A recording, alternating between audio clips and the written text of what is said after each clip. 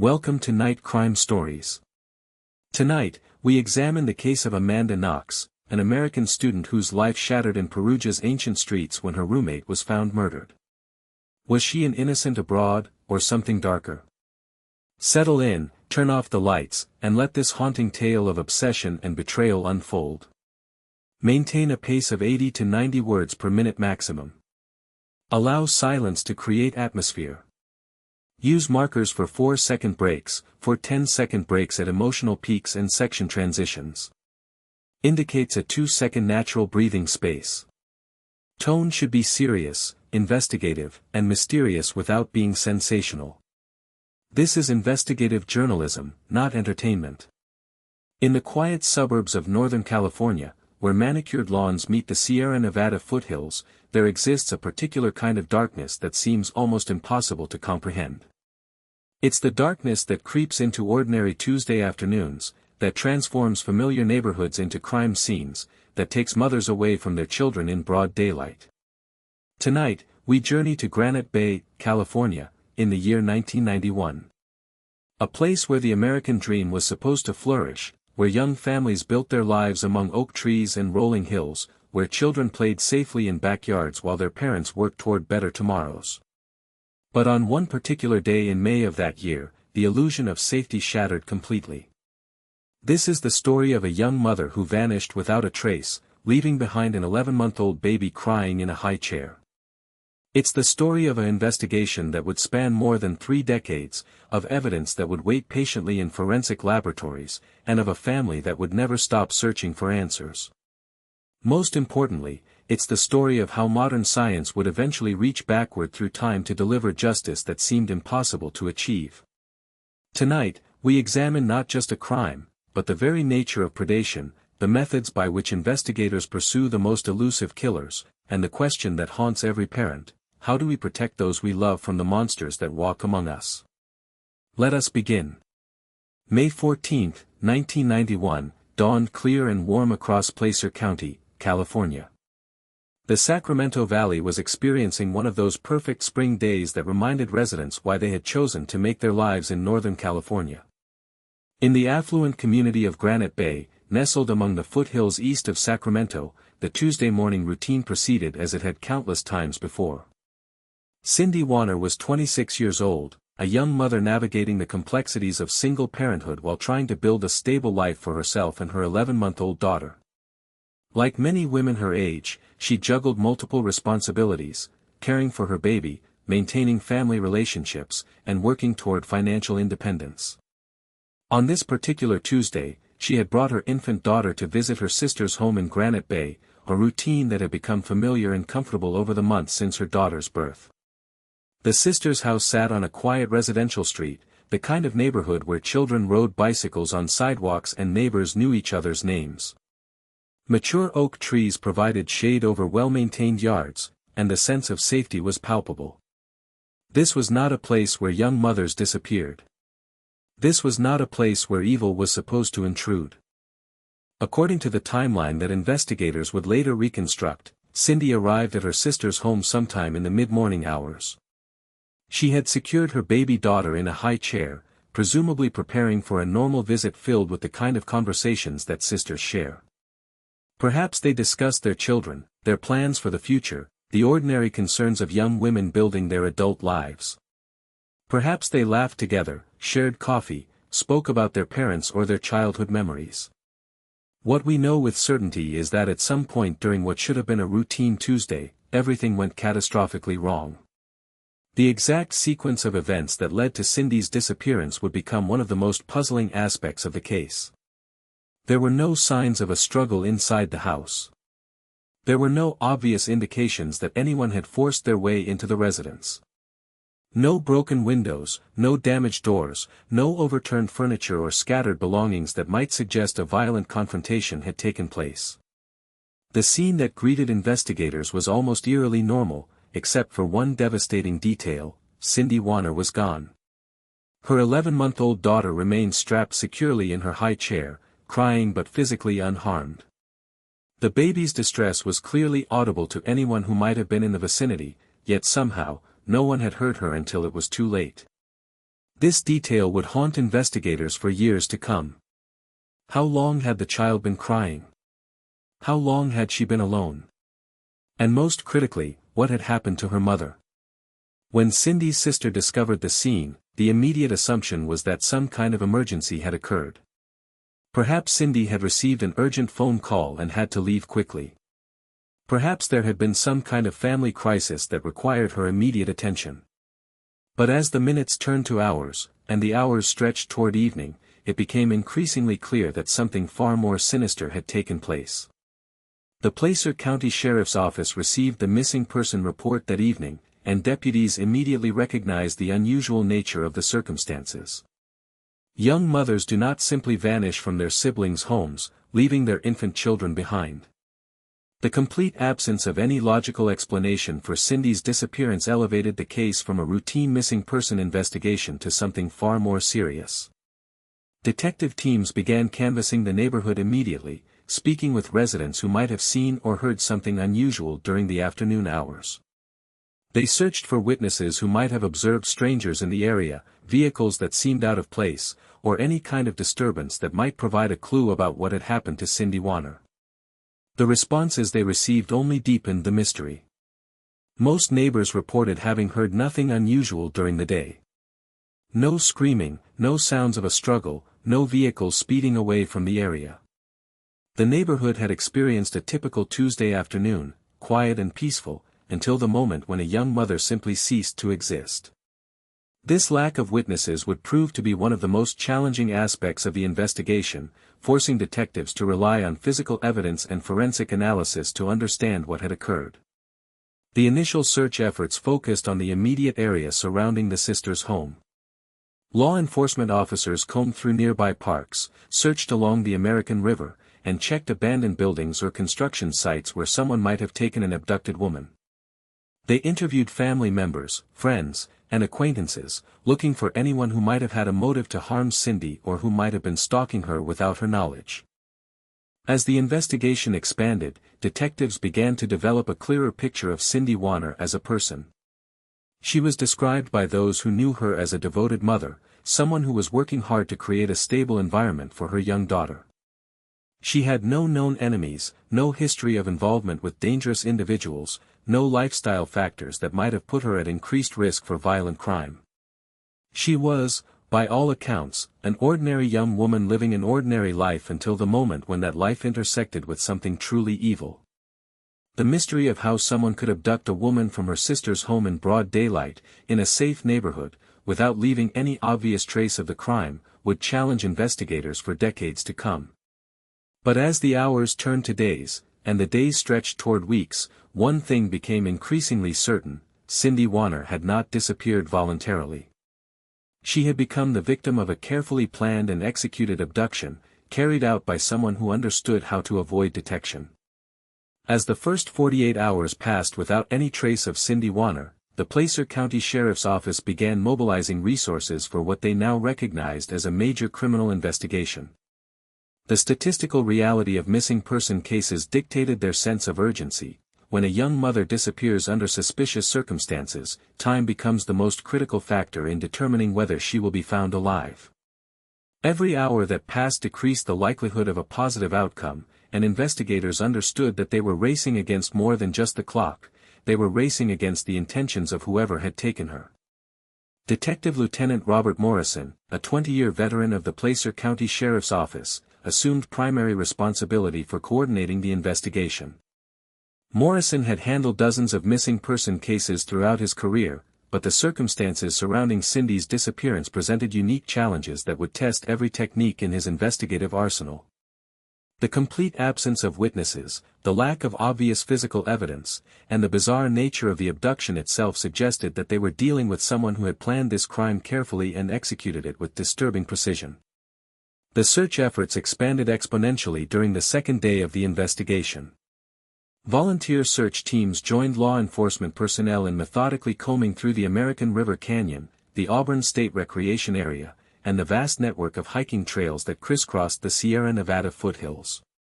The terrain in Placer County ranged from suburban developments to dense wilderness areas, providing countless locations where someone might conceal evidence of a violent crime. Search and rescue teams with specially trained dogs joined the effort, following scent trails that led nowhere and investigating suspicious locations that yielded no clues. The investigation team established a command center at the Placer County Sheriff's Office substation in Auburn, where they began the painstaking process of building a comprehensive timeline of Cindy's activities leading up to her disappearance. Detectives interviewed her family members, friends, co-workers, and anyone else who had contact with her in the days and weeks before May 14. They examined her phone records, her bank account activity, her work schedule, and every other aspect of her life that might provide insight into who could have targeted her and why. What emerged from these interviews was a portrait of a young woman who was actively working to build a better life for herself and her daughter. Cindy had recently begun working at a local business, and her supervisors described her as reliable and conscientious.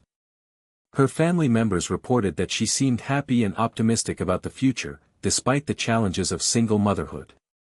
There were no indications that she had been involved with dangerous individuals, no evidence of drug use or other high-risk behaviors, and no history of domestic violence or abusive relationships.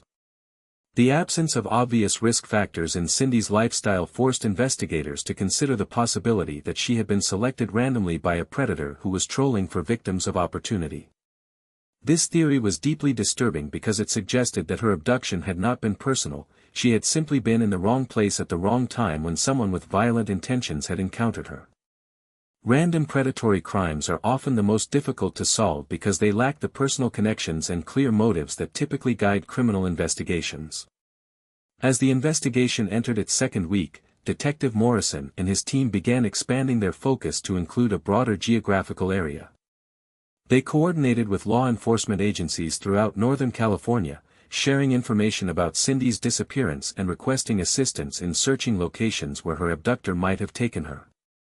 The California Department of Justice became involved in the case, providing additional forensic resources and analytical support to help process the limited physical evidence that had been collected from the scene. One of the most promising early leads came from a witness who reported seeing a young woman matching Cindy's description being forced into a vehicle near the Granite Bay area around the time of her disappearance.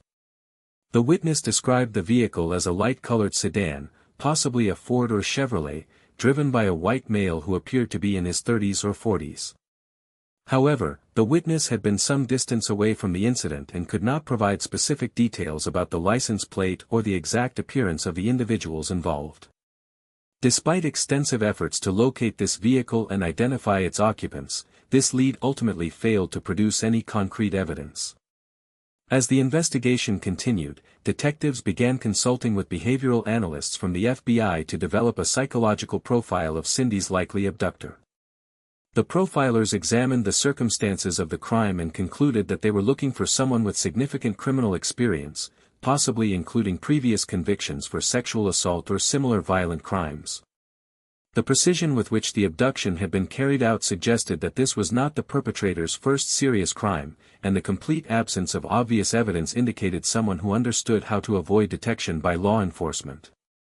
The profile suggested that the perpetrator was likely a white male between the ages of 25 and 45, someone who lived or worked in the greater Sacramento area and was familiar with the geography of Placer County.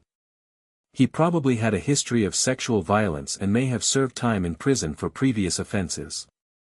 Most disturbing of all, the profile indicated that this individual was likely to strike again if he was not apprehended quickly. Despite these insights, the investigation seemed to have reached an impasse by the end of May. Hundreds of hours had been devoted to searching for Cindy, processing potential evidence, and following up on reported sightings and tips from the public. The investigation had consumed enormous resources and involved dozens of law enforcement personnel, but they were no closer to determining what had happened to her or identifying who was responsible for her disappearance. The frustration felt by investigators was shared by Cindy's family, who found themselves trapped in a nightmare of uncertainty and waiting. Her parents, siblings, and friends organized their own search efforts, distributing flyers with her photograph and description throughout Northern California. They held vigils and prayer services, desperate to maintain hope that she might still be found alive while simultaneously preparing themselves for the possibility that the outcome might be far worse than anyone wanted to imagine. As June began, the investigation entered a new and even more difficult phase. The initial surge of public attention and media coverage was beginning to fade, and the number of tips and reported sightings was decreasing significantly. The harsh reality of missing person investigations was beginning to set in. Without new evidence or witnesses, the case was at risk of growing cold before they had any answers about what had happened to Cindy Warner. On the morning of June 23, 1991, exactly 40 days after Cindy Warner had vanished from her sister's home in Granite Bay, a family hiking in the Tahoe National Forest made a discovery that would forever change the trajectory of the investigation. The family had chosen to spend their Sunday morning exploring the remote trails in the Forest Hill area, a rugged section of the Sierra Nevada foothills known for its pristine wilderness and challenging terrain. What they found hidden among the dense pine and oak forest would transform a missing person case into a homicide investigation of the most serious nature. The hikers had been following a seldom-used trail approximately 3 miles from the nearest Forest Service road when they noticed what appeared to be clothing partially concealed beneath fallen branches and forest debris. Upon closer examination, they realized with horror that they had discovered human remains. The family immediately retreated from the area and contacted the Placer County Sheriff's Office, setting in motion a carefully orchestrated response that would bring dozens of law enforcement personnel to one of the most remote locations in their jurisdiction. Detective Lieutenant Morrison received the call at his home and immediately understood the potential significance of the discovery. The location in the Forest Hill area was consistent with the geographical profile that investigators had developed for where Cindy's abductor might have taken her. The remote nature of the site suggested someone who was familiar with the area and who had specifically chosen a location where discovery would be unlikely. Most importantly, the timing of the discovery, more than a month after Cindy's disappearance, was consistent with their worst fears about what had happened to her. The crime scene response team that arrived at the forest location faced immediate challenges in securing and processing what would prove to be one of the most difficult forensic examinations in Placer County's history. The remote location required them to hike several miles carrying all of their equipment, including cameras, measurement tools, evidence collection supplies, and protective barriers to secure the scene from contamination. The dense forest canopy made lighting difficult, and the uneven terrain complicated every aspect of the forensic documentation process. Dr. Elizabeth Chen, the forensic pathologist assigned to the case, arrived at the scene in the early afternoon accompanied by 2 forensic technicians and a photographer. Dr. Chen had performed thousands of autopsies during her 15-year career, but the condition of the remains and the circumstances of their discovery presented unique challenges that would require all of her expertise and experience. The body had been exposed to natural elements for more than a month, and wildlife activity had compromised some aspects of the physical evidence. Despite these challenges, Dr. Chen was able to make several critical determinations during her initial examination at the scene. The remains were consistent with those of a young adult female, approximately the same age, height, and build as Cindy Warner. Clothing fragments found with the body matched descriptions of what Cindy had been wearing on the day of her disappearance. Most significantly, Dr. Chen observed evidence of traumatic injuries that immediately indicated this was a homicide case rather than an accidental death or natural causes. The preliminary examination revealed signs of manual strangulation, including damage to the hyoid bone and surrounding tissue structures. There was also evidence suggesting that the victim had suffered sexual assault prior to her death. The positioning of the remains and the evidence of deliberate concealment confirmed that someone had murdered this woman and then transported her body to this remote location in an attempt to hide the crime. While final identification would have to wait for dental records and other forensic confirmation, investigators were virtually certain that they had found Cindy Warner. The crime scene processing continued for nearly 8 hours as investigators methodically documented every aspect of the discovery site. They photographed the remains in their original position, carefully collected physical evidence from the surrounding area, and created detailed measurements and sketches of the scene.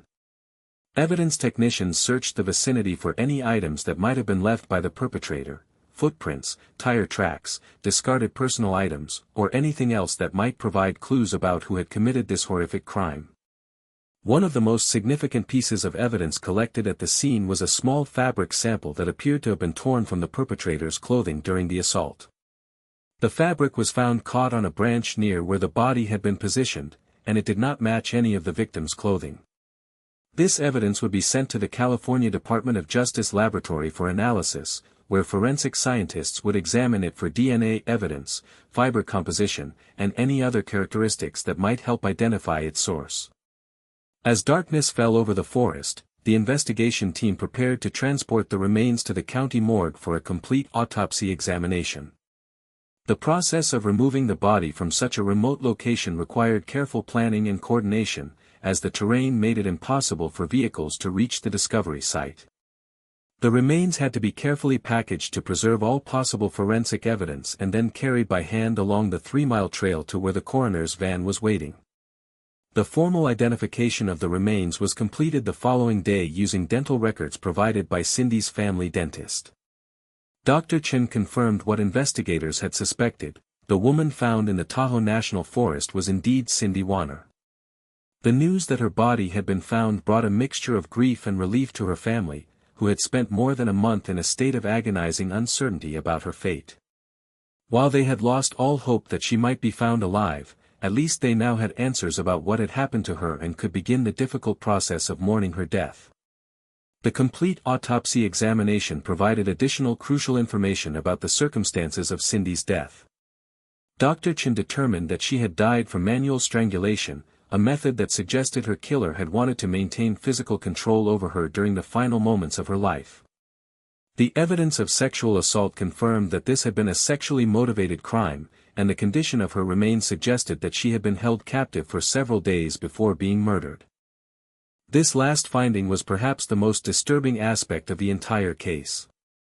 The evidence indicated that Cindy had not been killed immediately after her abduction from her sister's home. Instead, she had been held somewhere against her will for an extended period, during which time she had been repeatedly assaulted before finally being murdered.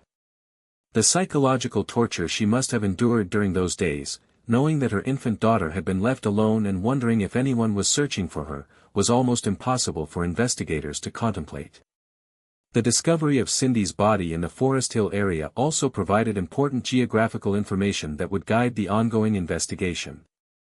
The location was approximately 45 miles from Granite Bay, accessible by a series of increasingly remote Forest Service roads. The killer had demonstrated detailed knowledge of the area and had chosen a location where discovery would be highly unlikely. This suggested that the perpetrator was either a local resident who was familiar with the region or someone who had specifically scouted the area before committing the crime. With the recovery of Cindy's remains, the investigation officially transitioned from a missing person case to a homicide investigation. Detective Morrison and his team now faced the daunting challenge of identifying and apprehending whoever had committed this brutal crime. They had physical evidence to work with, including the fabric sample and other materials collected at the scene, but they still had no witnesses, no clear suspects, and no obvious motive that might guide their investigation. The search for Cindy Warner's killer was about to begin in earnest. With the confirmation that Cindy Warner had been murdered, the Placer County Sheriff's Office dramatically expanded their investigative efforts, bringing together a multidisciplinary team of detectives, forensic specialists, and criminal analysts to pursue what had become one of the most significant homicide cases in the county's recent history. Detective Lieutenant Morrison understood that they were now hunting for a sexual predator who had demonstrated the capacity for extreme violence and the sophistication to evade detection during the initial phases of the investigation. The killer had managed to abduct a woman in broad daylight, hold her captive for days, murder her, and conceal her body in a remote location without leaving obvious clues about his identity. The investigative strategy that emerged from the task force meetings focused on 3 primary areas of inquiry. First, detectives would conduct a comprehensive analysis of known sex offenders living in the greater Sacramento area, paying particular attention to individuals with histories of violent crimes against women. Second, they would examine similar unsolved cases throughout Northern California to determine whether Cindy's murder might be connected to other attacks by the same perpetrator. Finally, they would pursue every possible forensic avenue, working with state and federal laboratories to extract maximum information from the physical evidence collected at the crime scene. The sex offender analysis began with a review of the California Department of Justice database, which contained records of all individuals convicted of sexual crimes within the state. Detective Morrison's team identified more than 200 registered sex offenders living within a 50-mile radius of Granite Bay, and they began the laborious process of investigating each individual's whereabouts during the time period of Cindy's abduction and murder. This process involved contacting parole officers, employers, family members, and anyone else who might be able to provide alibis or account for these individuals' activities during the relevant time period. The investigation quickly focused on several individuals whose criminal histories and personal circumstances made them particularly suspicious. Among these was a man named James Lawhead Jr., a 34-year-old convicted rapist who had been released from California State Prison just 10 months before Cindy's disappearance. Lawhead had served nearly 8 years in prison for the brutal sexual assault of a young woman in Sacramento County, and his criminal history included multiple instances of violence against females. Most significantly, he had failed to maintain regular contact with his parole officer and his current whereabouts were unknown. The investigation into James Lawhead's background revealed a disturbing pattern of escalating violence that stretched back to his teenage years. Born in 1956 in Sacramento, Lawhead had demonstrated behavioral problems from an early age, including incidents of cruelty to animals and inappropriate sexual behavior toward female classmates. His first arrest occurred when he was 19 years old, for the attempted rape of a 16-year-old girl who had been walking alone after dark. Although he was convicted only of assault due to insufficient evidence for the rape charge, this incident established a pattern that would define the rest of his criminal career. Throughout the 1970s and early 1980s, Lawhead had been arrested repeatedly for crimes involving the stalking, intimidation, and assault of women. His methods consistently involved targeting women who were alone and vulnerable, often following them for extended periods before attempting to assault them. Court records indicated that he had a particular preference for young mothers, whom he apparently viewed as easier targets because of their preoccupation with their children. This detail was especially significant given that Cindy Warner had been a 26-year-old mother with an infant daughter. The crime that had sent Lawhead to prison in 1982 involved the kidnapping and rape of a 23-year-old woman whom he had abducted from a shopping mall parking lot in Sacramento. The victim in that case had been forced into Lawhead's vehicle at knife point, driven to a remote location, and subjected to hours of sexual assault before managing to escape when Lawhead briefly left her unattended. Her description of the attack included details that were remarkably similar to what investigators believed had happened to Cindy Warner: abduction from a public location, transportation to an isolated area, and prolonged captivity before the final assault. During his 8 years in prison, Lawhead had been a disciplinary problem, accumulating numerous violations for fighting with other inmates, threatening correctional officers, and refusing to participate in rehabilitation programs. Prison psychologists had evaluated him multiple times and consistently concluded that he represented a high risk for re-offending upon his release.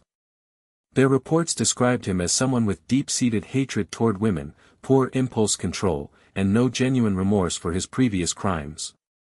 Despite these concerns, he had been released on schedule in July of 1990, just 10 months before Cindy's disappearance.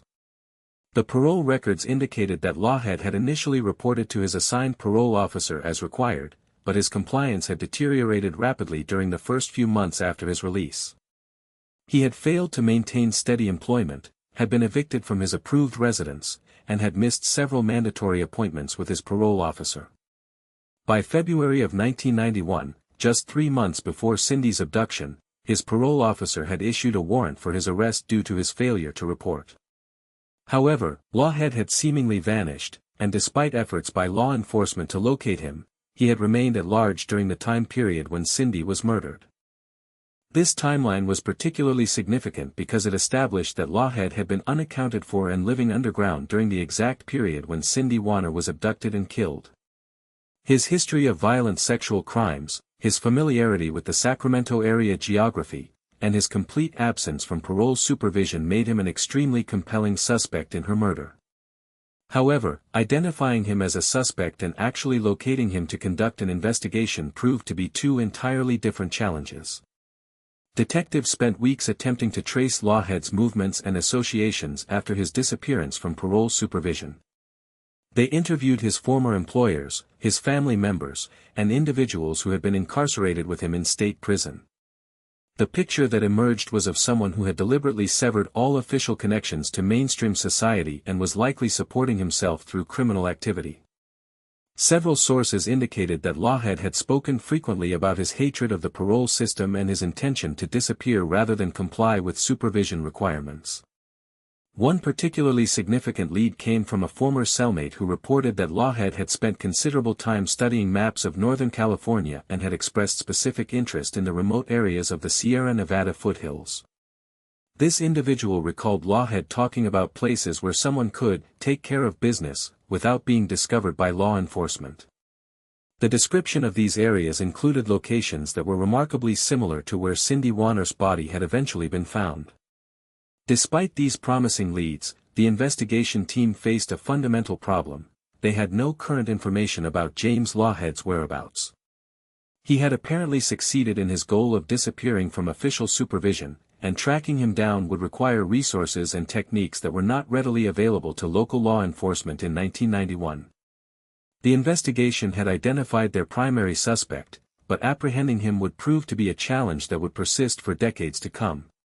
Meanwhile, the forensic analysis of evidence collected from the crime scene was proceeding slowly through the state laboratory system. DNA analysis was still a relatively new forensic technique in 1991, and the processing of evidence could take months or even years to complete. The fabric sample that had been collected from the forest location where Cindy's body was found was sent to the most advanced laboratory available, but investigators were told that results might not be available for 6 months or more. As autumn arrived in Northern California, the investigation into Cindy Warner's murder had reached another critical juncture. They had identified a highly suspicious suspect with the means, motive, and opportunity to have committed the crime, but they were unable to locate him for questioning or evidence comparison. The forensic evidence that might definitively link him to the murder was still being processed, and there were no guarantees that it would provide the conclusive proof they needed. The investigation was entering a phase that would test the patience and persistence of everyone involved, a phase that would ultimately last far longer than anyone could have imagined. As 1991 drew to a close, the investigation into Cindy Warner's murder had reached what many homicide detectives recognize as the most challenging phase of a complex case, the period when initial leads have been exhausted, obvious suspects have been identified but remain elusive, and the investigation must transition from active pursuit to patient, methodical police work that may continue for years. Detective Lieutenant Morrison understood that finding James Lawhead had become not just a priority for solving Cindy's murder, but a public safety imperative given his history of violence and his demonstrated willingness to escalate his criminal behavior. The search for Lawhead expanded beyond the boundaries of California as investigators considered the possibility that he might have fled to other states to avoid detection. Federal authorities became involved in the manhunt, adding Lawhead to various databases and alert systems that would notify law enforcement agencies across the country if he was arrested or came to official attention. The FBI's Behavioral Analysis Unit provided additional insights into his likely patterns of movement and the types of locations where he might attempt to establish a new identity. The psychological profile developed by federal analysts painted a disturbing picture of a predator who was likely continuing to commit crimes while evading capture. Lawhead's history suggested that he was incapable of controlling his violent impulses for extended periods, and the analysts warned that his time underground would probably be marked by additional attacks on women. This prediction led to a systematic review of unsolved sexual assaults and homicides throughout the western United States, as investigators attempted to identify other crimes that might be connected to Lawhead's disappearance. The comparative analysis revealed several cases that shared disturbing similarities with Cindy Warner's murder. In Oregon, a 24-year-old mother had been abducted from a rest stop along Interstate 5 in September of 1991, just 4 months after Cindy's death. Her body was found 2 weeks later in a remote forest location, and the circumstances of her death included evidence of prolonged captivity and sexual assault before she was strangled. In Arizona, a similar case had occurred in 1992 involving a young woman who disappeared from a shopping mall parking lot and was found murdered in the desert outside Phoenix. While none of these cases could be definitively linked to James Lawhead without physical evidence or witness testimony, the similarities in method and victim selection suggested that investigators might be tracking a serial offender whose crimes spanned multiple states. This possibility elevated the search for Lawhead to the highest priority level and brought additional federal resources to bear on the investigation. The Multi-State Serial Killer Task Force was established to coordinate information sharing between agencies and ensure that any potential Lawhead sighting would be immediately communicated to all relevant jurisdictions. As the investigation entered 1992, Detective Morrison received the long-awaited results from the forensic analysis of evidence collected at Cindy's murder scene. The California Department of Justice laboratory had successfully extracted DNA from the fabric sample found at the forest location, and the genetic profile they developed was consistent with male DNA that did not match Cindy Warner or any of her known associates. Most importantly, the DNA profile was sufficiently complete to be compared against any future samples obtained from potential suspects. This development represented a significant breakthrough in the investigative capabilities available to the team. For the first time, they had a definitive genetic signature that could either exclude innocent individuals or conclusively identify Cindy's killer if they were able to obtain a comparison sample. However, the practical application of this evidence was limited by the fact that their primary suspect remained missing, and DNA databases that might help identify unknown perpetrators were still in their infancy during the early 1990s. The search for James Lawhead continued throughout 1992 and into 1993, consuming enormous investigative resources while producing frustratingly few results. Occasional sightings were reported from various locations across the western United States, but each potential lead required immediate and thorough investigation, often involving multiple agencies and extensive travel by detective personnel. Most of these sightings proved to be cases of mistaken identity, false reports, or encounters with individuals who bore only superficial resemblance to Lawhead. One particularly promising lead emerged in 1993 when a convenience store robbery in Nevada was committed by a man whose description closely matched Lawhead and who demonstrated detailed knowledge of California geography during conversations with the store clerk. The robber had made specific references to locations in Placer County and had mentioned familiarity with the forest areas where Cindy's body was found. However, despite extensive investigation and surveillance in the Las Vegas area where the robbery occurred, investigators were unable to locate the perpetrator or confirm his identity. The psychological toll of the prolonged investigation began to affect everyone involved in the case. Detective Morrison found himself working increasingly long hours, following up on leads that rarely produced meaningful results while constantly aware that James Lawhead remained free to commit additional crimes. The detective's personal files on the case grew to encompass multiple filing cabinets filled with reports, photographs, evidence analyses, and correspondence with law enforcement agencies throughout North America. Every few months brought new hope in the form of a potential sighting or a similar crime that might provide clues about Lawhead's whereabouts, but these hopes were consistently disappointed as leads proved fruitless. As the mid-1990s approached, technological advances in forensic science began to offer new possibilities for the investigation. The development of more sophisticated DNA analysis techniques allowed laboratory scientists to extract genetic profiles from smaller and more degraded evidence samples. The creation of state and national DNA databases provided new opportunities to compare unknown profiles against samples from convicted offenders and crime scenes from other jurisdictions. Most significantly for the Warner investigation, these databases offered the possibility of identifying James Lawhead through his genetic signature even if he was never captured or directly investigated in connection with Cindy's murder. However, these technological advances also highlighted a critical limitation in the investigation. They possessed DNA evidence that could identify Cindy's killer, but they still needed to locate James Lawhead in order to obtain a comparison sample. The genetic evidence was potentially conclusive, but only if they could find their suspect and compel him to provide a DNA sample for analysis. After nearly 5 years of intensive investigation, the case remained trapped in the same fundamental paradox that had defined it from the beginning. They knew who had likely killed Cindy Warner, but they could not prove it because they could not find him.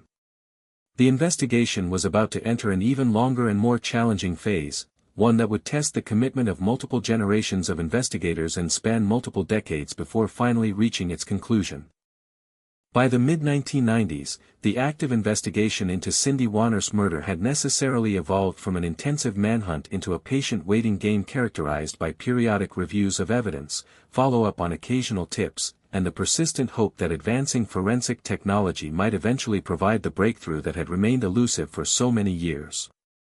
Detective Morrison, now approaching retirement after more than 25 years with the Placer County Sheriff's Office, had handed primary responsibility for the case to Detective Sarah Chen, a younger investigator who brought fresh perspectives and familiarity with emerging forensic techniques to the ongoing investigation.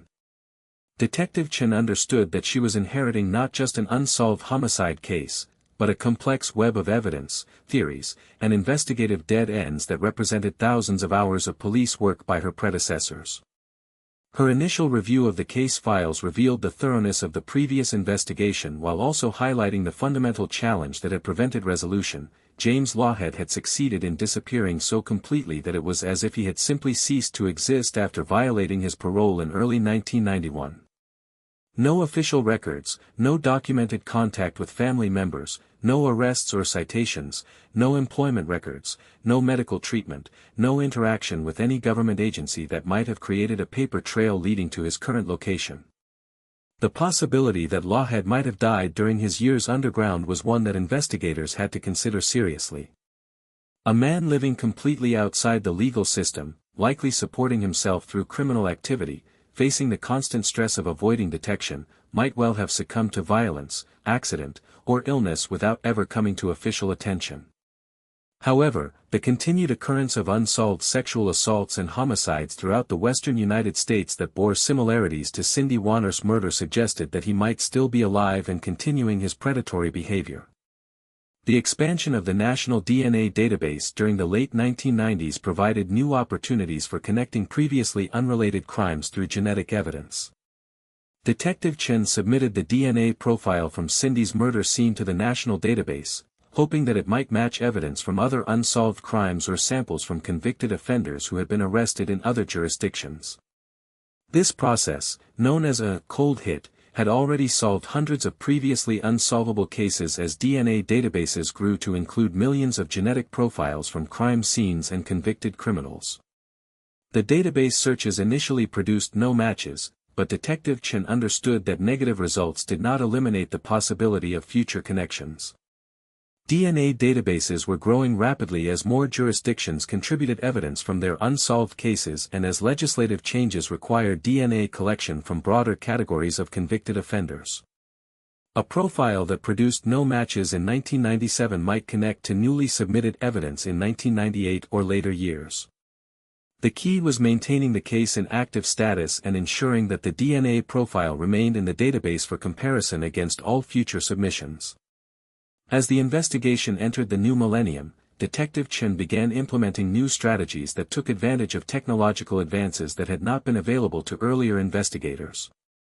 Computer databases now allowed for more sophisticated analysis of crime patterns, geographical relationships, and temporal connections between seemingly unrelated cases. The Internet provided new resources for tracking individuals who might be living under assumed identities, and improved communication between law enforcement agencies made it easier to coordinate multi-jurisdictional investigations.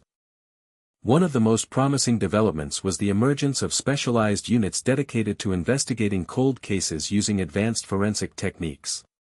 The California Department of Justice established a cold case unit in 2001, and Cindy Warner's murder was among the first cases reviewed by their team of experienced investigators and forensic specialists. The unit's analysts conducted a comprehensive review of all evidence collected in the case and identified several items that could be reanalyzed using more sensitive DNA extraction and amplification techniques that had been developed during the previous decade. The reanalysis of evidence from Cindy's crime scene produced some additional genetic information, but did not fundamentally change the investigative situation. The DNA profile that had been developed in the early 1990s remained the most complete and useful piece of physical evidence in the case, and it continued to point toward an unknown male perpetrator who was not represented in any available database. However, the additional analysis did confirm the reliability of the original DNA profile and provided greater confidence that it would be sufficient for identification purposes if a comparison sample from James Lawhead could ever be obtained. The search for Lawhead himself continued throughout the early 2000s, but with increasingly limited resources as other priorities demanded attention from law enforcement agencies. Detective Chen maintained regular contact with federal authorities and continued to monitor databases for any trace of Lawhead's activities, but active searching had necessarily been scaled back due to budget constraints and the competing demands of newer cases that offered greater likelihood of quick resolution. The investigation had not been abandoned, but it had entered a maintenance phase where progress depended more on luck and persistence than on intensive investigative activity. During this period, Detective Chen made a discovery that would prove to have significant implications for the eventual resolution of the case. While reviewing old parole records, she found documentation indicating that James Lawhead had failed to register as a sex offender in 2002, 11 years after his initial disappearance. This violation had occurred in Arizona, suggesting that Lawhead might have been living in that state during the early 2000s. More importantly, the documentation indicated that someone matching Lawhead's description had been questioned by law enforcement in Phoenix but had provided false identification and disappeared before his true identity could be established. The Arizona connection also led to a review of unsolved crimes in that state during the relevant time period. Several cases bore similarities to Cindy Warner's murder, including the disappearance and murder of two young women whose bodies were found in remote desert locations after evidence of prolonged captivity and sexual assault. While these cases could not be definitively connected to Lawhead without additional evidence, the similarities were strong enough to support the theory that he had continued his predatory behavior while living underground in Arizona. As the 2010 decade began, the Cindy Warner investigation had been active for nearly 20 years without resolution. Detective Chen had been joined by Detective Michael Torres, a specialist in cold case investigations who brought experience with advanced forensic techniques and computer-assisted crime analysis. Together, they conducted a comprehensive review of the case that identified several new avenues for investigation that had not been available to earlier detectives. One of the most promising developments was the expansion of DNA databases to include profiles from arrestees rather than only convicted offenders. This change significantly increased the likelihood that someone like Lawhead, who might have been arrested under a false identity for minor offenses, could be identified through genetic comparison. The detectives resubmitted Cindy's case DNA profile to all available databases and requested that it be automatically compared against all future submissions. They also began utilizing new investigative techniques that combine traditional police work with modern technology and data analysis. Social media platforms and internet search engines provided new ways to search for individuals who might be living under assumed identities. Credit reporting agencies and commercial databases contained information that could help track someone's movements and activities even if they were attempting to avoid official detection. Most importantly, the techniques of genetic genealogy were beginning to emerge as powerful tools for identifying unknown perpetrators through their family relationships rather than through direct database matches. As Detective Chen prepared for her own retirement in 2015, she felt both frustration and cautious optimism about the Warner case. The investigation had consumed a significant portion of her career without producing the resolution that Cindy's family deserved, but the technological advances of recent years offered new possibilities that had not existed when she first inherited the case. She was confident that the evidence was sufficient to identify and convict Cindy's killer if he could be located, and she believed that emerging forensic techniques would eventually provide the breakthrough that had remained elusive for so many years. The case was about to enter its most promising phase in more than 2 decades. The transition of the Cindy Warner investigation to Detective Rosa Martinez in late 2015 coincided with one of the most revolutionary periods in the history of forensic science and criminal investigation. Detective Martinez, a veteran investigator with specialized training in advanced DNA analysis and genetic genealogy techniques, understood that she was inheriting a case that had been waiting for exactly the type of technological breakthrough that was now becoming available to law enforcement agencies across the country. The previous 24 years of investigation had established a solid foundation of evidence and suspect identification, but the tools needed to definitively solve the case were only now becoming practically accessible. The most significant development was the emergence of genetic genealogy as a forensic investigative technique, pioneered by cases like the Golden State Killer investigation that had demonstrated how DNA evidence could be used to identify suspects through their family relationships rather than through direct database matches. This approach utilized the same consumer genetic testing services that millions of Americans were using to research their family histories, but applied the results to criminal investigation through sophisticated analysis of shared genetic markers between the unknown perpetrator and their distant relatives. Detective Martinez recognized immediately that Cindy Warner's case was ideally suited for genetic genealogy investigation. The DNA profile that had been extracted from evidence at the crime scene was high quality and complete, meeting all the technical requirements for genealogical analysis. More importantly, the investigation had already eliminated all innocent explanations for this DNA evidence, so any identification produced by genealogical analysis would almost certainly represent the actual perpetrator of the crime. The primary suspect, James Lawhead, had been missing for more than 25 years, making traditional investigative approaches increasingly unlikely to succeed. The process of genetic genealogy investigation began with the submission of the crime scene DNA profile to several consumer genetic databases that accepted law enforcement submissions for investigative purposes. These databases contained millions of genetic profiles from individuals who had voluntarily submitted their DNA for genealogical research, creating an enormous resource for identifying the family connections of unknown criminals. The analysis looked for partial genetic matches between the crime scene DNA and database participants, indicating varying degrees of family relationship that could be used to construct family trees and identify potential suspects. The initial database searches produced several promising partial matches indicating that the unknown perpetrator shared common ancestors with various database participants. These matches provided the starting points for building family trees that traced backward through multiple generations to identify common ancestral couples, then forward through all their descendants to create comprehensive lists of individuals who could theoretically be the source of the crime scene DNA. This process required extensive genealogical research, including the examination of birth records, death certificates, marriage records, census data, and other historical documents that documented family relationships across multiple generations.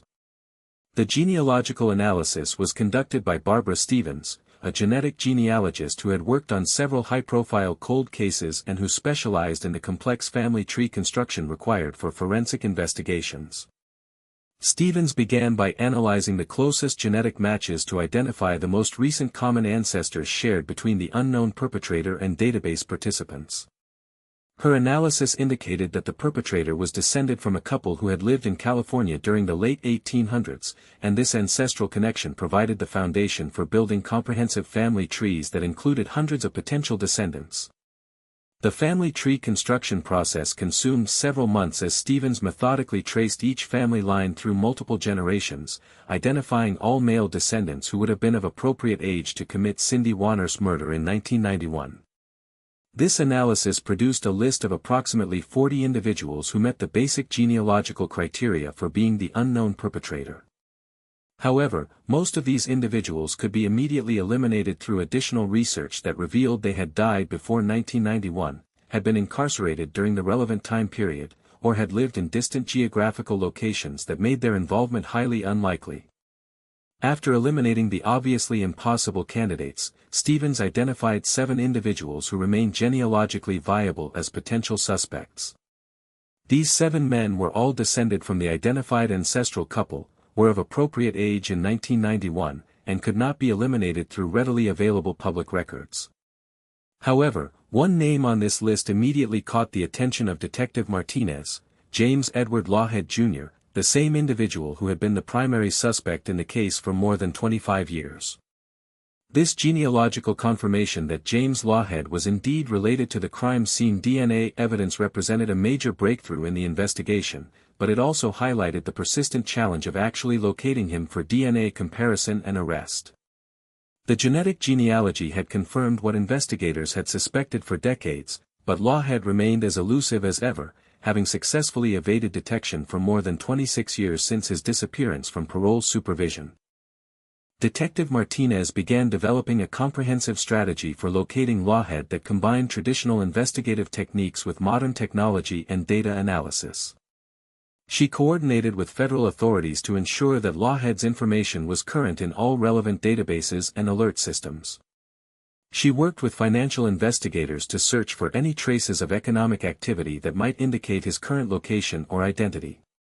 Most importantly, she began a systematic effort to identify and contact Lawhead's family members, who might have maintained contact with him despite his efforts to remain hidden from law enforcement.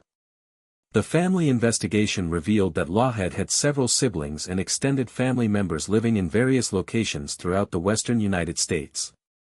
While most family members claimed to have had no contact with him for many years, Detective Martinez was able to identify patterns of communication and financial transactions that suggested some family members might have been providing assistance to him during his years underground.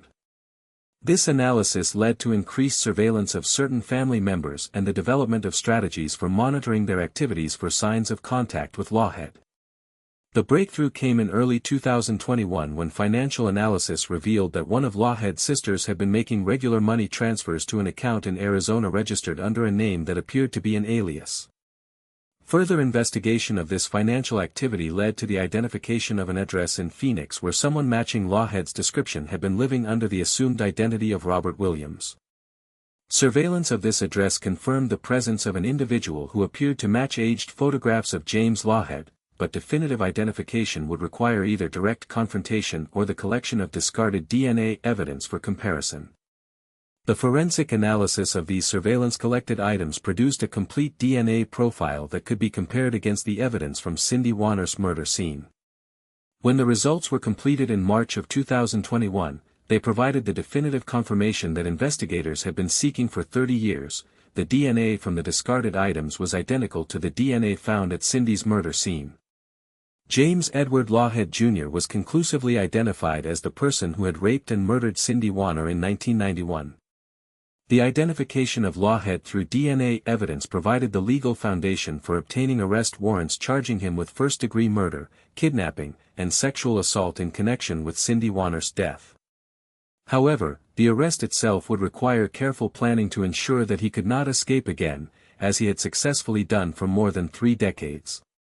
The operation to apprehend James Lawhead would need to account for his demonstrated ability to evade law enforcement and his likely desperation when confronted with evidence of his crimes. The stage was set for the final confrontation in one of California's longest-running homicide investigations. On the morning of March 23, 2021, Detective Martinez coordinated with Phoenix Police Department tactical units to execute the arrest warrant for James Edward Lawhead Jr. at his residence in a quiet Phoenix suburb where he had been living under the false identity of Robert Williams for an unknown number of years. The arrest operation involved more than a dozen law enforcement officers from multiple agencies, reflecting both the serious nature of the charges and the recognition that Lawhead had demonstrated exceptional ability to evade capture for more than 3 decades. The planning for the arrest had consumed weeks of preparation as investigators studied Lawhead's daily routines, identified potential escape routes, and developed contingency plans for various scenarios that might unfold during the confrontation. The tactical team approached Lawhead's residence in the pre-dawn hours when he was most likely to be present and least likely to be aware of their presence. The house was a modest single-story structure in a working-class neighborhood, unremarkable in every way except that it had served as the hiding place for one of California's most wanted fugitives for what investigators estimated to be at least 15 years. Surveillance had indicated that Lawhead lived alone and maintained a low profile, rarely receiving visitors and conducting most of his daily activities within a small geographical area near his residence. When officers knocked on the front door and announced their presence, the man who answered matched aged photographs of James Lawhead, but he immediately identified himself as Robert Williams and claimed to have no knowledge of any James Lawhead. However, fingerprint comparison conducted at the scene quickly confirmed his true identity, and he was placed under arrest for the murder of Cindy Warner.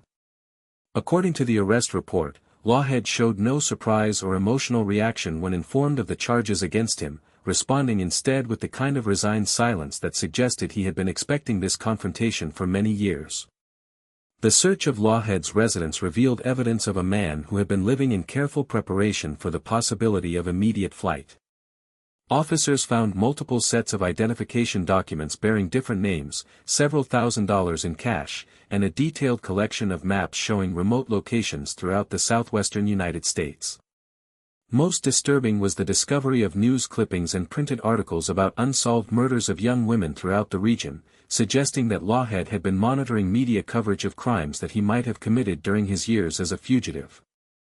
The extradition process to return Lawhead to California proceeded smoothly as he waived his right to fight the transfer and agreed to return to Placer County to face the charges against him. This decision surprised investigators, who had expected him to utilize every possible legal mechanism to delay his return to the jurisdiction where he would face potential life imprisonment or death penalty charges.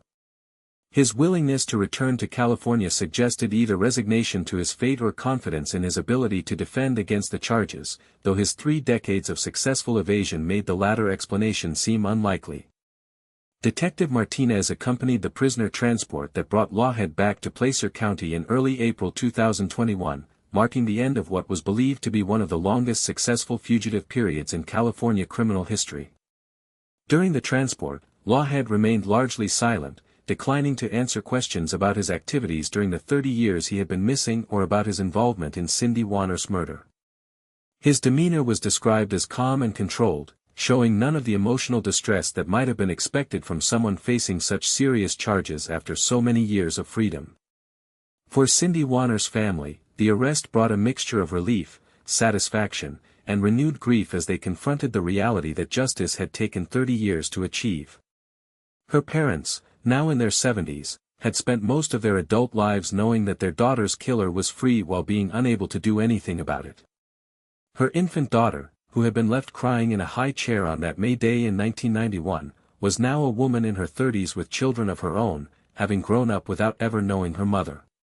The family's statement to the media expressed gratitude for the persistence of law enforcement while acknowledging the impossibility of truly recovering what had been lost.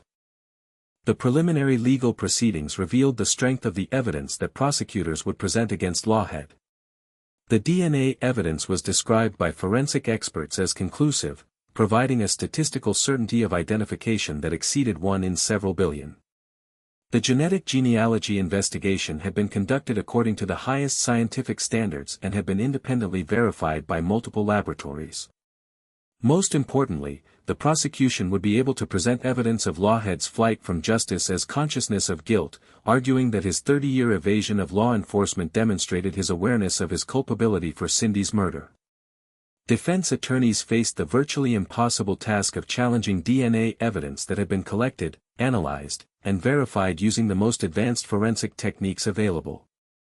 Their strategy appeared to focus on challenging the collection methods used during the surveillance operation and questioning whether the discarded items that provided Lawhead's DNA had been legally obtained. However, legal experts noted that the surveillance collection had been conducted in public areas using standard techniques that had been repeatedly upheld by appellate courts, making this line of defense unlikely to succeed. As the case moved through the pretrial phase, prosecutors began preparing to present not only the evidence of Lawhead's guilt in Cindy Warner's murder, but also information about similar crimes that might have been committed during his 30 years as a fugitive. The investigation had identified several unsolved murders of young women in Arizona, Nevada, and other western states that shared characteristics with Cindy's case and occurred during periods when Lawhead was believed to have been living in those areas. While these additional crimes could not be formally charged without additional evidence, they provided important context for understanding the scope of Lawhead's criminal behavior and the public safety impact of his extended freedom. The psychological evaluation of Lawhead, conducted as part of the competency proceedings, revealed an individual who showed no remorse for his crimes and no emotional connection to the suffering he had caused. The evaluating psychologist described him as a classic psychopathic personality, someone incapable of genuine empathy who viewed other people primarily as objects to be manipulated or exploited for his own gratification. This evaluation supported the prosecution's argument that Lawhead represented a permanent danger to public safety and deserved the maximum penalty allowed by law. On November 15, 2021, James Edward Lawhead Jr. entered a plea of no contest to charges of first-degree murder, kidnapping, and sexual assault in connection with the death of Cindy Warner. The plea agreement, negotiated to avoid the time and expense of a lengthy trial, resulted in a sentence of life imprisonment without the possibility of parole. Judge Patricia Reynolds, in imposing the sentence, noted that while justice had been delayed for 30 years, it had not been denied, and that Lawhead would spend the remainder of his life incarcerated as punishment for his heinous crimes. The conclusion of the legal proceedings brought a form of closure to one of California's longest-running homicide investigations, but it also served as a reminder of the countless other families whose loved ones remain missing or whose killers have never been identified. The Cindy Warner case demonstrated both the power of persistence in law enforcement and the potential of advancing forensic technology to solve crimes that were previously unsolvable. Most importantly, it provided hope that justice, even when long delayed, can still be achieved through the dedication of investigators who refuse to give up on the victims they serve. The resolution of Cindy Warner's murder case through advanced DNA technology and genetic genealogy created ripple effects that extended far beyond the boundaries of Placer County, California. Law enforcement agencies throughout the United States began re-examining their own cold case files with renewed optimism, recognizing that crimes which had seemed permanently unsolvable might now be within reach of modern forensic techniques. The success of the Warner investigation served as a blueprint for other agencies seeking to apply genetic genealogy to their most challenging unsolved cases, and it demonstrated the potential for collaboration between traditional criminal investigation and cutting-edge scientific analysis. Detective Martinez found herself fielding requests for consultation and advice from investigators across the country who were working on similar cold cases involving unidentified DNA evidence. The techniques that had been developed during the Warner investigation, particularly the integration of genetic genealogy with traditional police work and the strategies for locating suspects who had been evading capture for decades, proved applicable to numerous other cases involving long-term fugitives and unknown perpetrators.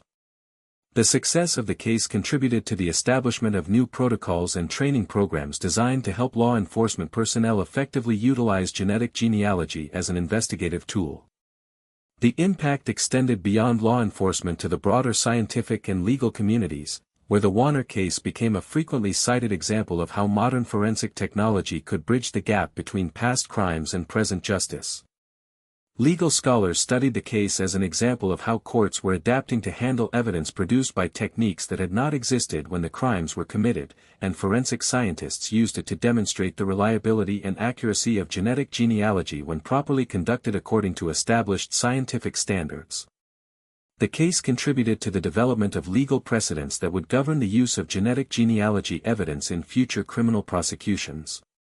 For the genetic genealogy community, the successful identification of James Lawhead represented validation of the techniques that professional genealogists had been developing and refining for several years. Barbara Stevens, the genetic genealogist who had constructed the family trees that led to Lawhead's identification, received recognition from her professional associations and became a sought-after expert for other law enforcement agencies seeking to apply similar techniques to their unsolved cases. The case demonstrated that genetic genealogy could be successfully applied even to cases that were decades old, provided that high-quality DNA evidence had been preserved and proper analytical techniques were employed. The results of these comparisons revealed the extent of Lawhead's criminal behavior during his years underground. DNA evidence definitively linked him to the murders of at least 3 additional women in Arizona and Nevada, crimes that had remained unsolved for more than 2 decades. These victims, like Cindy Warner, had been young mothers who were abducted from public locations, held captive for several days, sexually assaulted, and then murdered before their bodies were concealed in remote locations. The discovery of these additional crimes confirmed that Lawhead was a serial killer who had continued his predatory behavior throughout his time as a fugitive, making his eventual capture even more significant for public safety. The additional murder charges that resulted from the DNA connections to crimes in Arizona and Nevada presented prosecutors with complex jurisdictional decisions about where and how to pursue these cases. While Lawhead was already serving life imprisonment without parole for Cindy Warner's murder, the families of these other victims deserved their own measure of justice and closure. Legal conferences between district attorneys from multiple jurisdictions resulted in agreements to pursue additional prosecutions, ensuring that each victim's case would be formally resolved and that Lawhead would be held accountable for the full scope of his criminal behavior. The investigative techniques that had proven successful in the Warner case were applied to these additional murders, revealing patterns of behavior that provided insights into Lawhead's methods and psychology during his decades as a fugitive. Analysis of the crime scenes and victim selection patterns showed that he had become increasingly sophisticated in his approach, learning from each attack how to better avoid detection and minimize the evidence he left behind. This evolution in his criminal behavior explained how he had been able to evade capture for so long while continuing to commit some of the most serious crimes in the criminal code. The financial investigation that had initially led to Lawhead's location in Phoenix was expanded to trace his economic activities throughout his 30 years underground. This analysis revealed a complex pattern of identity theft, document fraud, and small-scale criminal enterprises that had allowed him to support himself while remaining invisible to law enforcement databases. He had systematically assumed the identities of deceased individuals whose deaths had not been properly recorded in government databases, allowing him to obtain employment and housing under false names without triggering background check alerts. The investigation uncovered evidence that Lawhead had been employed in various temporary and cash-based jobs throughout the southwestern United States, often working in construction, landscaping, and other industries where documentation requirements were minimal and workers were paid in cash. This employment pattern had allowed him to move frequently between different cities and states while maintaining enough income to support himself independently. More disturbing was the discovery that several of his employment locations had been in close proximity to where his victims lived or worked, suggesting that he may have used his jobs as opportunities to identify and stalk potential targets. The psychological evaluation of Lawhead was expanded to include analysis of his behavior during the 30 years he spent as a fugitive, providing unprecedented insights into how a violent predator adapts to life underground while continuing to commit serious crimes. Dr. Michael Harrison, a forensic psychiatrist specializing in serial offender psychology, conducted extensive interviews with Lawhead and analyzed evidence of his activities during his fugitive period. Dr. Harrison's findings painted a picture of an individual who had developed extraordinary skills in deception and identity manipulation while maintaining the same violent impulses that had characterized his earlier criminal behavior. According to Dr. Harrison's analysis, Lawhead had demonstrated remarkable patience and planning ability during his years underground, sometimes spending months researching potential victims before deciding to act. He had developed sophisticated methods for approaching targets without arousing suspicion, often presenting himself as someone in need of assistance or as a legitimate service provider who had reason to interact with women in vulnerable situations. This calculated approach explained how he had been able to commit multiple murders without generating the kind of witness reports or physical evidence that typically leads to the identification of serial offenders. The case also provided important insights into the limitations of law enforcement databases and tracking systems that had existed during the 1990s and early 2000s. Lawhead's successful evasion had been facilitated by the fragmented nature of criminal justice information systems, which often failed to share information effectively between different jurisdictions and agencies. His ability to assume false identities had been made possible by inadequate coordination between vital record systems and law enforcement databases, allowing him to exploit gaps in the system that have since been largely closed through improved technology and information sharing protocols. The investigation revealed that Lawhead had come close to being identified and captured on several occasions during his 30 years underground, but had managed to evade detection through a combination of luck, planning, and the limitations of the investigative techniques available at the time. In 1997, he had been questioned by police in Nevada in connection with a suspicious person report, but had successfully convinced officers that he was the person whose identity he had assumed.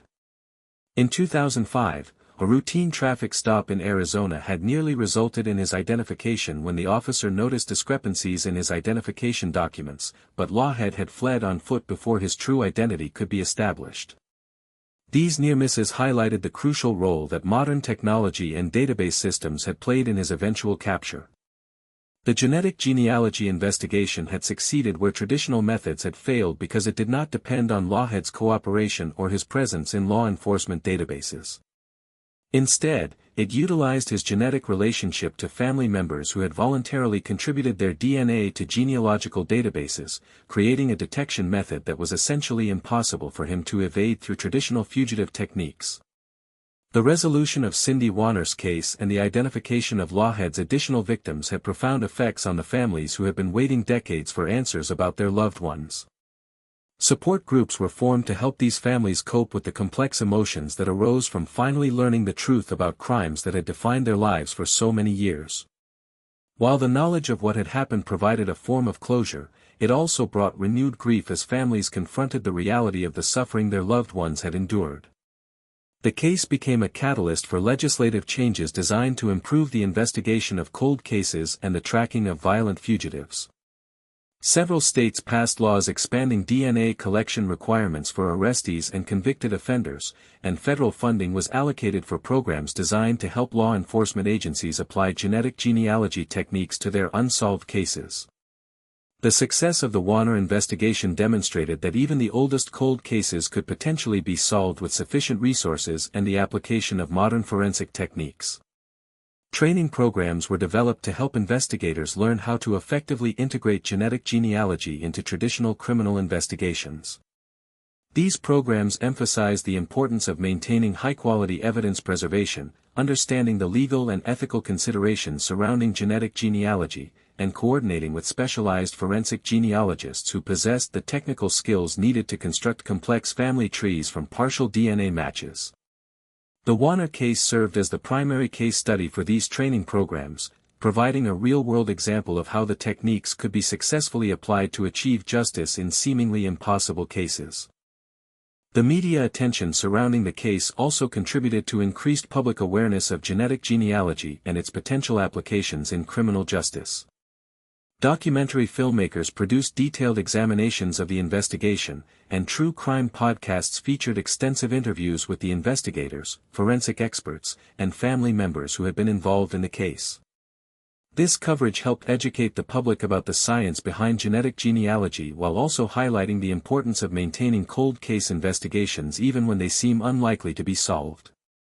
The ethical implications of using consumer genetic databases for law enforcement purposes became a subject of significant debate within academic, legal, and scientific communities. The Warner case was frequently cited by both supporters and critics of the practice, with supporters pointing to the successful identification of a dangerous serial killer and critics raising concerns about privacy and the potential for misuse of genetic information. These debates led to the development of clearer guidelines and protocols governing the use of genetic genealogy in criminal investigations, ensuring that the techniques would be applied consistently and ethically. As the investigation officially concluded with Lawhead sentencing for multiple murders, Detective Martinez reflected on the unique nature of a case that had spanned her entire career and consumed the professional lives of multiple generations of investigators. The successful resolution demonstrated both the importance of persistence in law enforcement and the transformative potential of advancing technology, but it also served as a reminder of the human cost of violent crime and the long-lasting impact on families and communities. The Cindy Warner case had evolved from a single tragic murder into a comprehensive examination of predatory behavior, investigative techniques, and the pursuit of justice across multiple decades. Its resolution marked not just the end of a particular investigation, but the beginning of a new era in cold case investigation where advanced forensic technology could reach backward through time to deliver justice that had previously seemed impossible to achieve. The National Institute of Justice commissioned a comprehensive study of the Warner investigation to identify best practices and lessons learned that could be applied to other cold cases throughout the country. This study, led by Dr. Jennifer Walsh of the University of California's Criminology Department, involved detailed interviews with every investigator who had worked on the case over its 30-year span, analysis of all evidence collection and preservation techniques used, and evaluation of the decision-making processes that had ultimately led to Lawhead's identification and capture. The resulting report became the foundation for new training curricula and operational protocols adopted by law enforcement agencies nationwide. One of the most significant findings of the study was the crucial importance of evidence preservation during the early stages of an investigation, even when the technology needed to analyze that evidence did not yet exist. The fabric sample collected from the forest location where Cindy's body was found in 1991 had been properly stored according to the forensic standards of the time, allowing it to yield high-quality DNA evidence when more advanced extraction techniques became available decades later. This finding led to revised evidence preservation protocols that emphasized long-term storage capabilities and the importance of maintaining chain of custody documentation for extended periods. The collaborative aspects of the investigation, particularly the coordination between local, state, and federal agencies, became a model for how complex cold cases should be approached in the modern era. The successful identification of Lawhead had required expertise and resources from multiple agencies, including local detectives familiar with the original investigation, state laboratory facilities capable of advanced DNA analysis, federal databases containing genetic and criminal history information, and specialized consultants with genetic genealogy expertise. This multi-agency approach became the standard recommendation for cold case investigations involving unidentified DNA evidence. The financial analysis that had led to Lawhead's location in Phoenix demonstrated the importance of modern investigative techniques that go beyond traditional police work to include sophisticated analysis of financial records, digital communications, and social networks. These techniques, which had not been available to earlier generations of investigators, proved capable of tracking individuals who had successfully evaded traditional law enforcement methods for decades. The integration of these analytical approaches into standard cold case procedures represented a significant evolution in investigative capabilities. The psychological insights gained from the extensive evaluation of Lawhead's behavior during his 30 years as a fugitive contributed to a better understanding of how serial offenders adapt their behavior to avoid detection while continuing their criminal activities. Dr. Harrison's research revealed patterns of behavior that could help investigators identify other long-term fugitives and understand the methods they might use to remain hidden from law enforcement. This research became part of the curriculum at the FBI's Behavioral Analysis Unit and was incorporated into training programs for investigators specializing in serial crime cases. The case also provided important lessons about the limitations of traditional fugitive investigation techniques and the need for new approaches to tracking individuals who have completely severed their connections to mainstream society. Lawhead's successful evasion for 30 years had been facilitated by his willingness to live completely outside legal systems, supporting himself through criminal activity and maintaining no official records or legitimate employment. Traditional fugitive investigation relies heavily on connections to family, friends, and legitimate institutions, but Lawhead had demonstrated that determined individuals could avoid these connections while still maintaining a relatively stable underground existence. The development of genetic genealogy as a forensic technique was accelerated by the success of cases like the Warner investigation, leading to the establishment of specialized units within state and federal law enforcement agencies dedicated to applying these techniques to cold cases. The FBI created a genetic genealogy unit that provided technical assistance to local and state agencies seeking to utilize these techniques, and several states established their own genetic genealogy programs within their state crime laboratories. The Warner case served as a training example for these new units, demonstrating both the potential and the challenges of genetic genealogy investigation. The legal precedents established by Lawhead's prosecution became important foundations for future cases involving genetic genealogy evidence. The courts had accepted the scientific validity of the genetic genealogy techniques used to identify him, and the prosecution had successfully demonstrated that evidence collected through these methods met the legal standards for criminal prosecution. These precedents provided confidence for prosecutors in other jurisdictions who were considering cases involving genetic genealogy evidence, and they helped establish the legal framework that would govern the use of these techniques in future criminal prosecutions. The victim advocacy aspects of the case also contributed to improved approaches for supporting families of cold case victims during long-term investigations.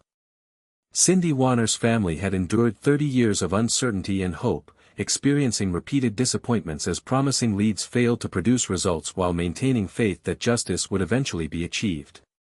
Their experience highlighted the need for specialized support services for cold case families and better communication protocols to keep families informed about investigation progress while managing their expectations about likely outcomes. The international implications of the case were also significant, as law enforcement agencies in other countries began examining how genetic genealogy techniques could be applied within their own legal systems and cultural contexts. The Warner investigation provided a detailed case study of how these techniques could be successfully integrated with traditional investigation methods, and it demonstrated the potential for international cooperation in cases involving criminals who had fled across national borders. Academic research institutions began developing degree programs and certification courses in forensic genealogy, recognizing that this field would require specialized training and expertise that combined traditional genealogical research skills with understanding of criminal investigation procedures and legal requirements. The Warner case provided the foundational case study for these educational programs, demonstrating both the technical requirements and the investigative applications of genetic genealogy in criminal justice contexts. As the various impacts of the Warner investigation continued to unfold throughout the criminal justice system, it became clear that this single case had catalyzed changes that would affect how law enforcement agencies approach unsolved crimes for decades to come. The techniques, procedures, and partnerships that had made lawheads' identification possible became the standard template for similar investigations, and the success of the case provided proof that persistence combined with advancing technology could overcome even the most challenging investigative obstacles.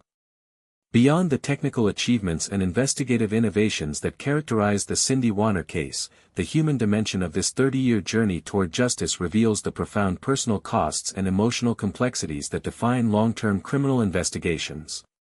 For the multiple generations of law enforcement personnel who worked on this case, it represented more than just a professional challenge, it became a defining mission that shaped their careers and tested their commitment to serving victims and their families even when success seemed impossible to achieve.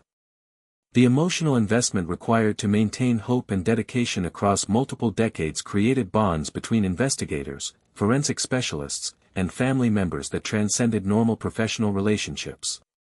Detective Morrison, who had initiated the investigation in 1991 and devoted more than a decade of his career to pursuing James Lawhead, experienced the resolution of the case as both vindication and bitter satisfaction.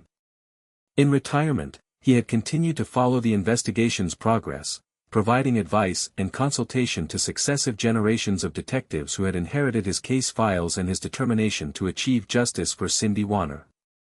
When Detective Martinez called to inform him of Lawhead's arrest, Morrison described feeling a sense of completion that he had not expected to experience in his lifetime, combined with regret that so many years had passed before accountability could be achieved. The psychological impact on investigators of working cold cases for extended periods is a phenomenon that has received increasing attention from law enforcement agencies seeking to support their personnel through the unique challenges of long-term investigations. The Warner case illustrated both the dedication required to maintain investigative momentum across decades and the personal toll that such commitment can exact on the individuals involved. Detective Chen, who had worked the case for nearly 20 years, described the experience as simultaneously rewarding and emotionally exhausting, requiring her to maintain professional optimism while accepting that she might never see the case resolved during her career. The family's experience during the 30-year investigation provides insight into the complex emotions and challenges faced by relatives of cold case victims. Cindy's parents, Robert and Patricia Warner, had structured their retirement years around advocacy for their daughter's case, attending law enforcement meetings, participating in media interviews, and maintaining pressure on investigators to continue pursuing leads even when progress seemed impossible. Their persistence had been crucial in preventing the case from being relegated to inactive status, but it had also required them to relive their daughter's murder repeatedly as new investigators inherited the case and required familiarization with its details. The impact on Cindy's daughter, who had been 11 months old when her mother was murdered, illustrates the generational effects of unsolved violent crime. Growing up without knowing her mother while being constantly reminded of the circumstances of her death had created unique psychological challenges that required specialized counseling and support. As an adult, she had struggled with questions about her own safety and the safety of her children, wondering whether the man who had killed her mother might still be free to threaten other families. The resolution of the case provided answers to questions that had haunted her entire life, but also brought renewed grief as she confronted the reality of what her mother had endured. The siblings and extended family members who had maintained hope for justice across 3 decades experienced the arrest of James Lawhead as a complex mixture of satisfaction, sadness, and renewed loss. While they celebrated the achievement of accountability, they also recognized that no amount of justice could restore what had been taken from them or compensate for the 30 years they had spent wondering whether their loved one's killer would ever be found. The family's public statements following Lawhead's arrest emphasized their gratitude to law enforcement while acknowledging that true healing remained an ongoing process that extended far beyond the criminal justice system. The law enforcement community's response to the case resolution included recognition of the extraordinary dedication required to maintain cold case investigations across multiple decades. Professional organizations presented awards to the investigators who had worked on the case, acknowledging not just their technical achievements but their emotional commitment to serving victims and families even when success seemed unlikely. The case became a symbol within law enforcement circles of the importance of persistence and the potential rewards of refusing to abandon difficult investigations. The forensic science community also recognized the Warner case as a landmark achievement that demonstrated the potential for new technologies to solve previously unsolvable crimes. Barbara Stevens, the genetic genealogist whose family tree research had identified Lawhead, received recognition from her professional associations and was invited to present her findings at scientific conferences throughout the country. Her work on the case helped establish genetic genealogy as a legitimate forensic discipline and demonstrated the potential for collaboration between traditional law enforcement and specialized scientific expertise. The case also highlighted the importance of public support for cold case investigations and advanced forensic technology. The genetic genealogy analysis that had identified Lawhead had been funded through a combination of state law enforcement budgets, federal grant programs, and private donations from community members who wanted to support efforts to solve cold cases. This funding model demonstrated how public investment in forensic technology could produce significant returns in terms of public safety and justice for crime victims. The educational impact of the case extended to criminal justice programs at universities throughout the country, where the Warner investigation became a standard case study for students learning about cold case investigation, forensic science, and criminal justice procedures. The comprehensive documentation of the investigation's progress over 30 years provided an unprecedented resource for understanding how criminal investigations evolve over time and how new technologies can be integrated with traditional police work to achieve results that were previously impossible. The victim advocacy community embraced the case as an example of how persistence and advancing technology could provide hope for families who had been waiting years or decades for answers about their loved ones. Victim support organizations used Cindy Warner's story to encourage other families to maintain hope and continue advocating for investigation of their cases, while also providing realistic expectations about the time and resources that might be required to achieve resolution. The case also contributed to increased awareness of the challenges faced by single mothers and the particular vulnerabilities that may make them targets for violent predators. Cindy's circumstances as a young mother trying to build a stable life for herself and her daughter reflected the experiences of many women who found themselves in similar situations, and her murder served as a reminder of the importance of community support systems and safety awareness for vulnerable populations. As the various human dimensions of the Warner case continued to unfold in the years following Lawhead's arrest and conviction, it became clear that the impact extended far beyond the specific achievement of identifying and prosecuting her killer. The case had become a symbol of hope for countless families, a model for law enforcement agencies, and a demonstration of how scientific advancement combined with human dedication could overcome even the most challenging obstacles to achieving justice. Most importantly, it had ensured that Cindy Warner would be remembered not just as a victim of violent crime, but as someone whose case had contributed to improvements in how society responds to and investigates such crimes. The completion of the Cindy Warner investigation after 30 years of persistent effort provides an opportunity to reflect on the broader questions of justice, accountability, and societal responsibility that are raised by cases involving violent crime and long-term evasion of law enforcement. The successful identification and prosecution of James Lawhead demonstrated that justice, even when significantly delayed, can still be meaningful and important for victims' families, law enforcement agencies, and society as a whole. However, the 3 decades required to achieve this result also highlight the limitations of criminal justice systems and the complex challenges involved in protecting society from determined predators who are willing to live completely outside legal and social structures. The philosophical questions raised by the case extend beyond the technical achievements of forensic science to fundamental issues about the nature of justice itself.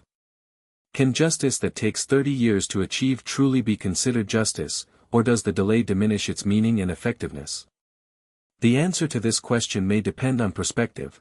For Cindy's family, any accountability was better than none, while from a broader social perspective, the 30-year delay represented a significant failure of the criminal justice system to protect society from a dangerous predator who continued committing violent crimes during his time at large. The case also raises important questions about resource allocation and investigative priorities within law enforcement agencies. The Warner investigation consumed enormous resources over its 30-year span, involving hundreds of investigators, thousands of hours of police work, and significant financial investment in forensic analysis and technology. While the successful resolution justified this investment, it also represents resources that were not available for other investigations or crime prevention efforts. The challenge for law enforcement administrators is determining how to balance the commitment to cold case victims with the need to address current crimes and public safety threats. The technological dimension of the case resolution provides both hope and concern for the future of criminal investigation.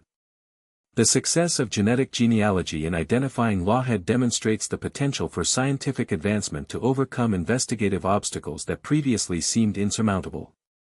However, it also raises questions about privacy, civil liberties, and the appropriate limits on government use of genetic information for law enforcement purposes. The debate over these issues will likely continue as genetic genealogy techniques become more widely used and as the technology continues to advance. The prevention aspects of the case are perhaps the most troubling element of the entire investigation. James Lawhead's criminal history had clearly indicated that he represented a high risk for violent reoffending, yet the parole and supervision systems in place during the early 1990s had been unable to prevent his disappearance and continued criminal activity. His successful evasion for 30 years, during which time he committed multiple additional murders, represents a catastrophic failure of the systems designed to monitor dangerous offenders and protect public safety. The improvements in fugitive tracking and offender supervision that have been implemented since that time might prevent similar cases in the future, but they could not help the victims of Lawhead's crimes during his decades underground. The serial nature of Lawhead's crimes, revealed through DNA connections to multiple murders in different states, illustrates the broader public safety implications of cold case investigations. The failure to identify and apprehend him after Cindy Warner's murder had allowed him to continue killing, creating additional victims who might have been spared if more advanced investigative techniques had been available earlier. This reality underscores the importance of investing in forensic technology and cold case investigation capabilities, not just to provide closure for past victims but to prevent future crimes by identifying and incapacitating dangerous offenders who remain at large. The psychological dimension of the case provides insights into the nature of predatory behavior and the challenges of understanding and predicting violent criminal conduct. Lawhead's ability to maintain his predatory behavior while successfully evading law enforcement for 30 years demonstrates a level of planning, intelligence, and self-control that contradicts common assumptions about violent criminals as impulsive or disorganized individuals. His case suggests that some violent predators are capable of extremely sophisticated criminal behavior that can challenge even the most advanced law enforcement techniques and investigative approaches. The family impact of long-term unsolved cases raises important questions about how society should support the relatives of crime victims during extended investigations. The Warner family's three-decade journey through grief, hope, frustration, and ultimate resolution illustrates the complex emotional challenges faced by cold case families and the need for specialized support services that can help them navigate these unique circumstances. Their persistence in advocating for continued investigation was crucial to the eventual success of the case, but it also required enormous personal sacrifice and emotional endurance that should not be necessary for crime victims' families to achieve justice. The training and educational legacy of the case extends beyond law enforcement to include broader lessons about criminal justice, forensic science, and victim advocacy that are relevant to multiple disciplines and professions. The comprehensive documentation of the 30-year investigation provides a unique resource for understanding how criminal cases evolve over time and how new technologies and approaches can be integrated with traditional investigative methods. This educational value may ultimately prove to be one of the most significant contributions of the case, helping to improve how future investigations are conducted and how similar cases are resolved. As society continues to grapple with the challenges of violent crime and the limitations of criminal justice systems, the Cindy Warner case serves as both an inspiration and a cautionary tale. It demonstrates that persistence, technological advancement, and dedicated investigative work can overcome seemingly impossible obstacles to achieve justice for crime victims. However, it also highlights the enormous human and social costs of violent crime, the limitations of systems designed to prevent such crimes, and the complex challenges involved in balancing public safety, individual rights, and resource allocation in criminal justice contexts. The ultimate lesson of the case may be that justice, while sometimes delayed, should never be abandoned, and that society has a continuing obligation to victims of violent crime and their families that extends far beyond the immediate aftermath of criminal acts. The 30-year journey from Cindy Warner's murder to James Lawhead's conviction represents not just the resolution of a single case, but a testament to the enduring human commitment to accountability, truth, and the protection of the innocent. In a world where violent crime continues to threaten community safety and family security, such commitments represent the foundation upon which civilized society depends for its most fundamental values and aspirations. As we reach the end of this long journey through one of California's most enduring criminal investigations, we are left to contemplate the intersection of human persistence and scientific advancement that ultimately delivered justice for Cindy Warner and her family. 30 years is a significant portion of any human life, long enough for children to grow to adulthood, for careers to flourish and conclude, for technology to transform beyond recognition. Yet throughout those 3 decades, the commitment to finding answers never wavered, carried forward by successive generations of investigators who refuse to accept that some crimes are simply unsolvable.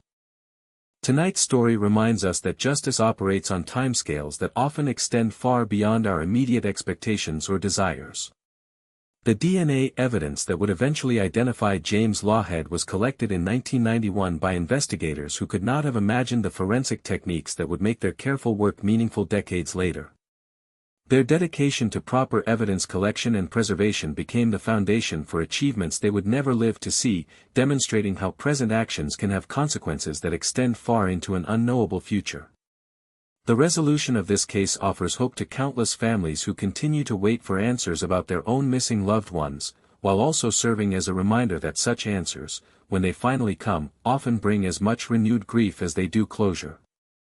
Justice served, even delayed, represents society's continuing commitment to the principle that no life is expendable and no crime is acceptable, regardless of how much time passes or how difficult the pursuit of accountability becomes.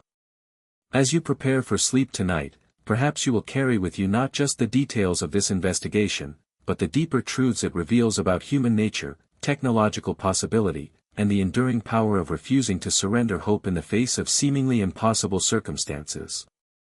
In the quiet darkness, remember that somewhere, dedicated individuals continue working to solve tomorrow's cases with today's evidence, building bridges across time toward a justice that may be delayed but need never be denied.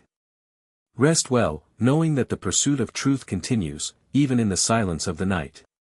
If you're still awake after that, subscribe, leave a like, and drop a comment. Which case should we cover next?